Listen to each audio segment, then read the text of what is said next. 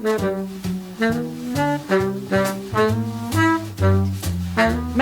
asked her. Madeline turned her back on Newport, turned her back on all that family. Isn't easy now, wasn't easy then, but she did it to I find am her. so excited.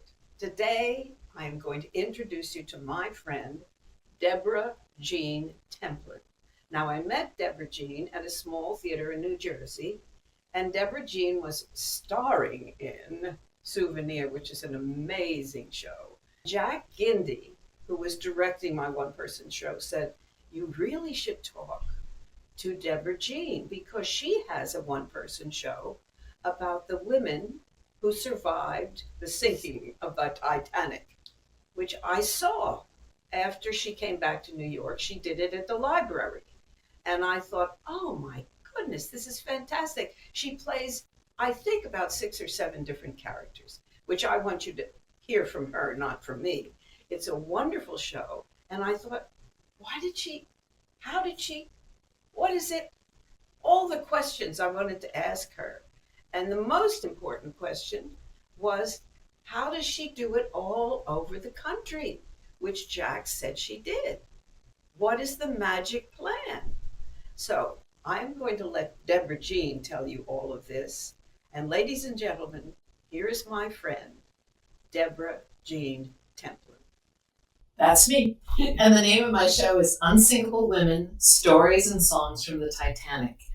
And it started 25 years ago. This is my 25th year of doing the show. The reason it happened is 25 years ago, I was cast in the musical Titanic as the swing for 7 women. Oh, my Yes. God. Well, if you don't know what a swing is, she's going to tell you right now what a swing is. Oh, my goodness. Wow. The swing is, if anybody's sick, if any one of those 7 people cannot go on, you're on. Now, it's a national tour, so what if I was sick? That means every part on a tour, a Broadway tour, is covered by 3 people. So you're 3 deep. We do an extraordinary thing in live theater. We do it live. You cannot put a hologram up. There's no artificial intelligence involved here. You have to do it, and you have to do it on cue. And you have to do it 8 shows a week, no matter where you go. And we went to 45 cities with that. 45? 45 cities with that particular tour. And when I finished the tour, and during the tour, whenever I listen to the music, the story is by Peter Stone, who did 1776. He's a wonderful writer. And then Maury Yeston did the music. In 1997, it won, I believe, 7 Tony Awards. She is towering high. Can't wait to board that ship today. Be with her when she pulls away.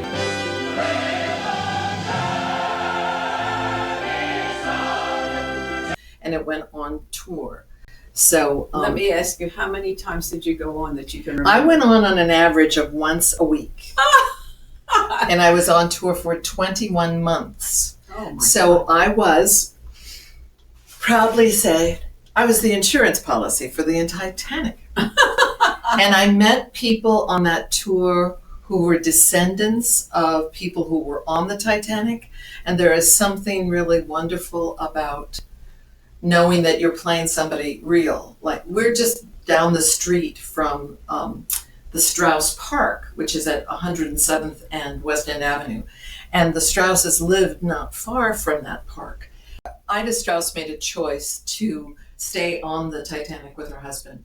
And the people who worked for Mr. Strauss at Macy's department store really loved Mr. Strauss and Mrs. Strauss. And so the employees of the store made that park. And if you go to Macy's department store, right in the middle on 34th Street, you'll see 2 plaques. And they were dedicated by the people who work at Macy's. But there were people in the show that I was interested in, and then I became fascinated with the idea. Yes, there were certain women who survived what happened to their lives after they got off the lifeboat. So in a way, the 21 months on the national tour of Titanic posed a lot of questions for me. What was their life like afterwards? So when I wrote my show, Unsinkable Women, Stories and Songs from the Titanic, they all had that same incident in their life, but everybody did something a little different after they survived. Oh, wait a minute. I wanted to ask a question, butting in as I usually do. I want to understand why you picked the various ladies that you picked in the show to write about and do. And I said, I saw the show. It was really wonderful, as I told you. And she changes her clothes in front of you and changes the characters, and they're really fabulous. But what made you choose those particular ladies? It's really fascinating. The show starts with the girl on the bicycle, and I wear, it's based on The Corn is Green, the teacher in The Corn is Green. The second person in the show is Daisy Spedden, and Daisy Spedden is a housewife from Tuxedo, New York, and she and her husband were traveling on the Titanic with their little boy. The third person is Eleanor Widener. She dedicated the Widener Library at Harvard after her son's death.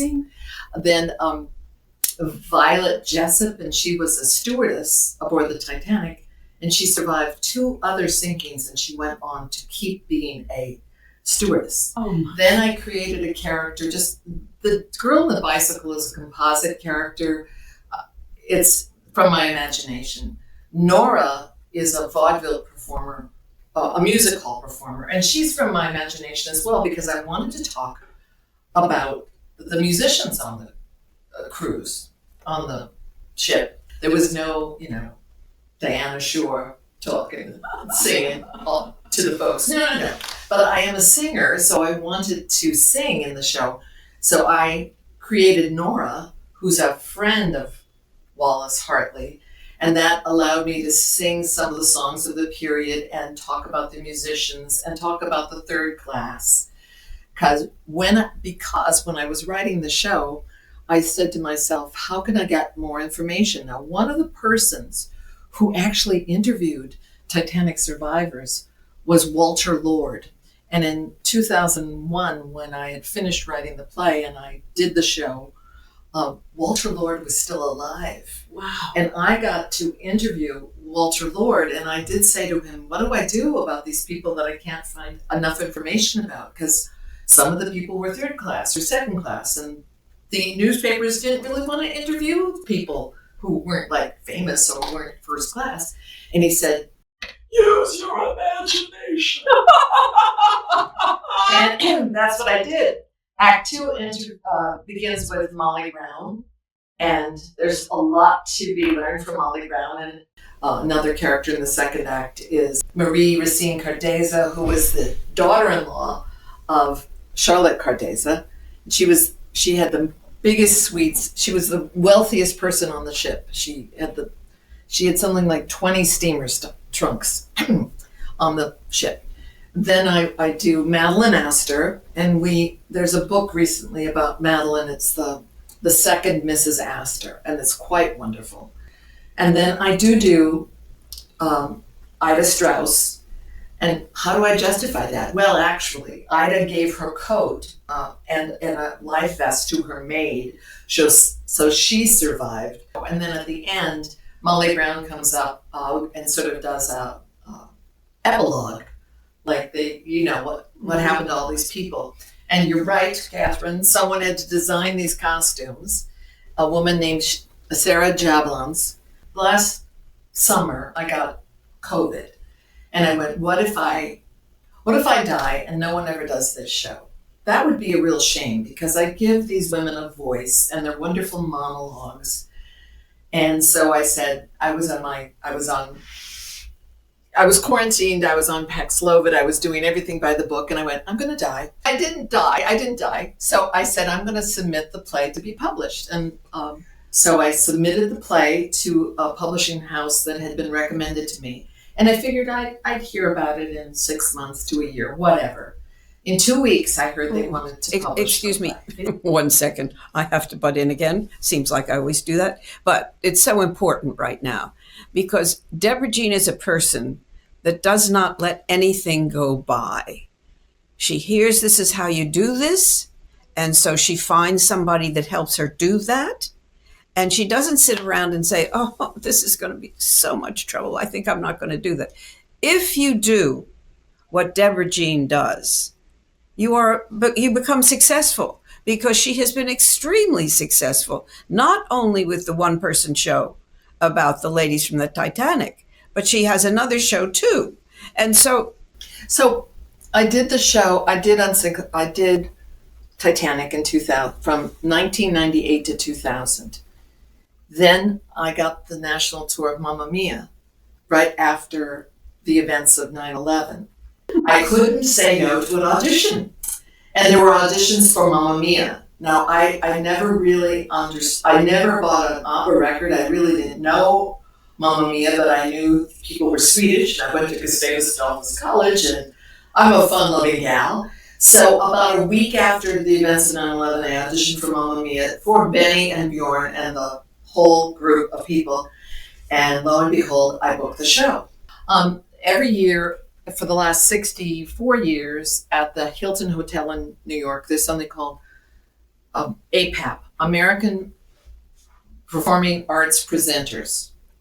And that is where Mamma Mia gets booked, and Phantom of the Opera gets booked, and Buddy Hackett got booked, and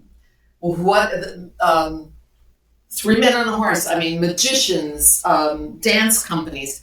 And it's 5 floors of booths of right this way, like you should book this show. And what happens is presenters, people who are in charge of venues from all over the United States, Canada, and Europe come, and they go, oh yeah, I think that Phantom of the Opera would work. I think let's see, we had a Phantom there, we'll do it again. So they have to book things in, they have to book their calendar. Wow. And so in 2001, it was something new, and sometimes they're looking for something new. So I went there. It's very expensive to showcase there. How do you showcase? Showcase means that you can do 6 minutes of your show, and from that 6 minutes, Where do you do that?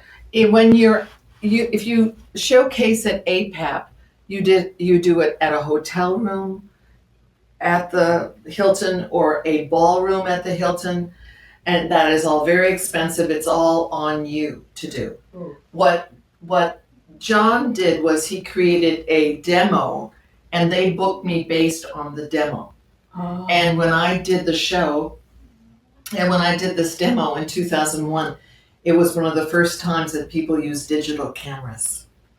And it was very good. And it was short. You don't want to have it be too long. No. My demo is on YouTube, and it's maybe 8 minutes long. Now a demo would be maybe a minute and a half. Mm-hmm. What's happened now, and I'm not exactly sure why, I've got 3 bookings coming up.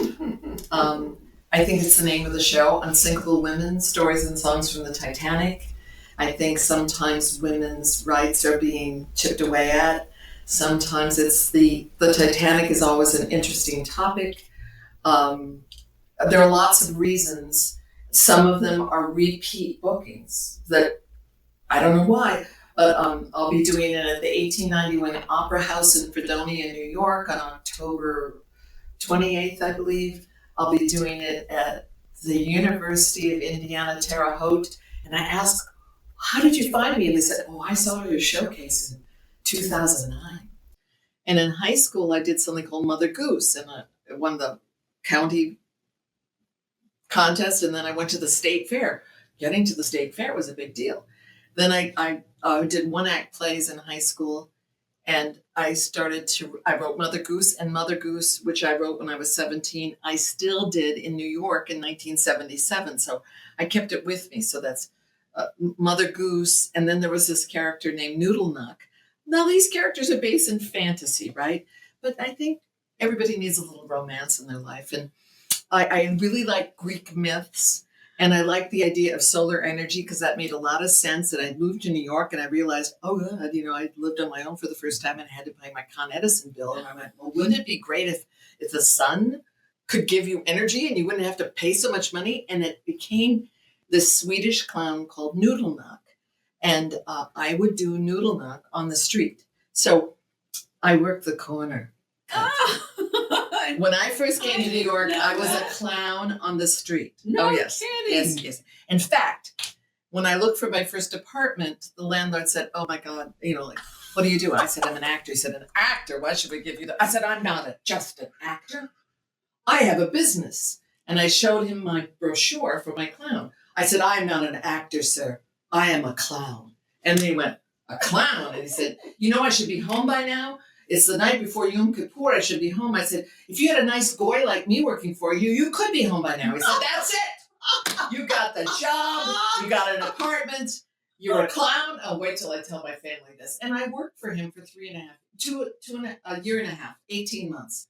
And then one day, my clown was a blonde. She was kind of looked like Raggedy Ann, blonde hair.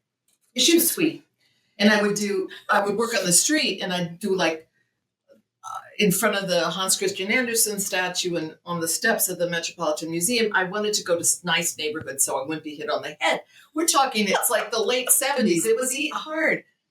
And there was a woman, and they said they were looking for a Grace Farrell in Annie. And that said blonde, not unlike a young Carol Lombard, 28 years old. And at that point, I was 28.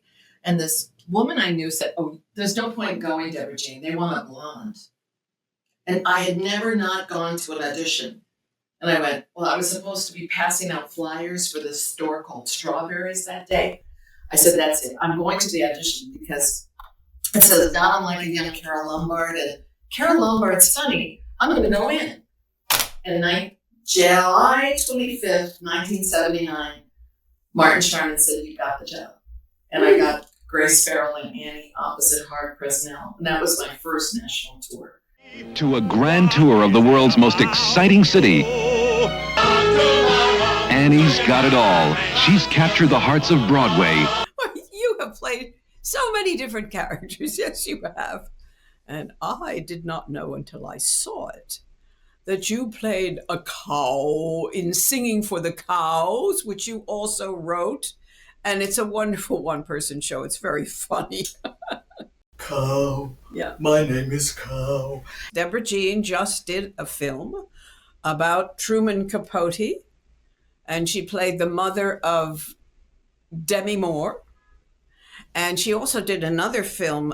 What was the name of that other film? The other film I did a very short film called George. And I can't tell you any more thing about it because I had to sign a non-disclosure agreement. But I do play a grandmother, and it was really fun. It was an interesting story. I read it. One friend of mine said, "Why do you even do that? It's just an ultra short film." And I went, "I like the story." When you can see yourself on film, that's forever. Yeah. However, the people that see you live will never forget you. Thank you, Catherine Wolfe. Oh, this was so wonderful and so interesting. Thank you, Deborah Jean Templin.